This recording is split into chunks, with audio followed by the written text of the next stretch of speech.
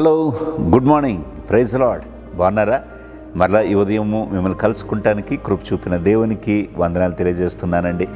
మత్తయి సువార్త 1వ అధ్యాయము 22వ వచనంలో ఈ మాట రాయబడింది. ఇదిగో, కన్యక గర్భవతి అయి కుమారుని కనును, ఆయనకు ఇమ్మానుయేలని పేరు పెట్టుదురు అని మనం ఇక్కడ చూస్తూ ఉన్నాం.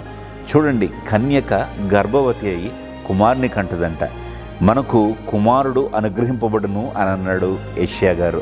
చూడండి, కుమారుడు అందరికీ కుమారుడే. ఇదిగోండి, కేవలము మరియా యోసేపుకు మాత్రమే కాదు, మనకు కుమారుడు అనుగ్రహించబడును అన్నట్లుగా యెషయా ప్రవచించాడు.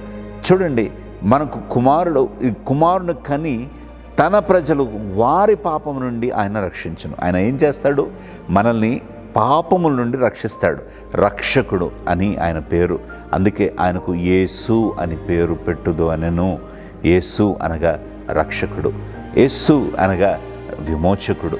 నా ప్రియ సహోదరి సహోదరుడా, యేసుక్రీస్తు ప్రభు ఈ లోకానికి ఎందుకు వచ్చాడు అని అంటే, మనము కేవలము పండగ చేసుకుంటానుకో, లేకపోతే కొత్త బట్టలు కొనుక్కుంటానుకో, లేకపోతే ఏదో ఆర్భాటం చేయటానికో కాదు. మొదట నిన్ను నన్ను రక్షించటానికి, నశించిన దానిని వెతకి రక్షించటానికి ఆయన వచ్చాడు.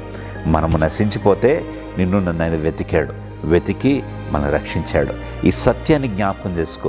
ఈ రోజంతట్లో దేవుడు నీకు కృప చూపిస్తాడు.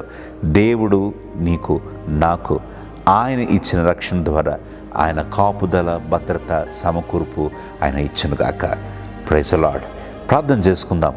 మహాపరిశుద్ధుడానికి వందనాన్ని బిడ్డలను దీవించండి, ఆశీర్వదించండి. అవును దేవా తండ్రి, మీరు మాకు రక్షకుడుగా, యేసు రక్షకునిగా మాకు ఈ లోకానికి వచ్చింది నీకు వందనాలు.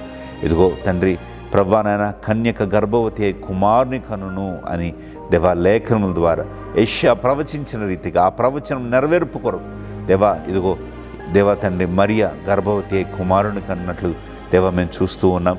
దేవా ఇదిగో తండ్రి, మీరు మమ్మల్ని రక్షించువాడు అని, మీరు మమ్మల్ని పాపం నుంచి విడిపించు దేవుడు అని, మా విమోచకుడు అని మేము అంగీకరిస్తూ దేవా తండ్రి మీ దగ్గర ప్రణమిలుతూ ఉన్నాం.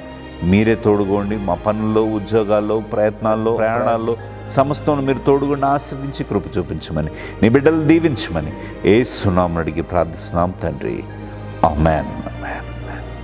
మీరు ఎవరైనా జన్మదినము కానీ వివాహ దినోత్సవం కానీ జరుపుకుంటున్నట్లయితే మీకు నా ప్రేమపూర్వక శుభాకాంక్షలు తెలియజేస్తున్నాను. దేవుడు మిమ్మల్ని దీవించిన గాక. ఈ క్రిస్మస్ దినముల్లో దేవుని యొక్క సంతోషము మీ హృదయంలో నిత్యము నిలిచి ఉండను గాక. God bless you. రేపు దినమును మరలా కలుసుకుందాం. Praise the lord.